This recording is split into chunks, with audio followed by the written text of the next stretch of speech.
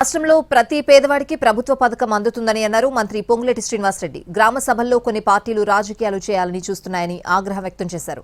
వాళ్లు గత 10 ఏళ్లలో చేయలేని పనులను తమ ప్రభుత్వం ఒక్క ఏడాదిలోనే చేస్తోందన్నారు.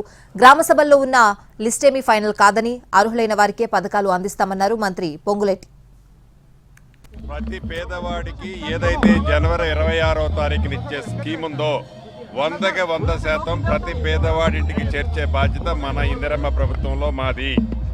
ఏదైతే గ్రామ సభలో కావాలని కొన్ని రాజకీయ పార్టీలు రాజకీయాన్నే చేయాలని చూస్తున్నాయో అది ముమ్మాటికి తప్పు.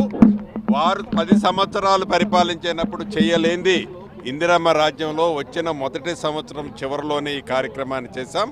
మా ప్రభుత్వానికి చిత్తశుద్ధి ఉంది. తప్పకుండా అర్హులైన ప్రతి పేదవాళ్ళకి ఏదైతే గ్రామ సభల్లో తెల్ల పేపర్ల మీద ఇచ్చిన అప్లికేషన్లతో సహా ఎలిజిబుల్ ఉన్న ప్రతి ఒక్కరిని ఈ గ్రామ సభలో డెఫినెట్గా చేస్తాం. ఏవైతే లిస్టులు చదివినప్పుడు లిస్టులో మా పేరు లేదని అభద్రతకు లోనయ్యారో అటువంటిది ఏమీ అవసరం లేదు. ఆ లిస్ట్ ఏమీ ఫైనల్ కాదు. తప్పకుండా అర్హులైన వాళ్ళనే దీంట్లో చేర్చడం జరిగింది. ప్రతి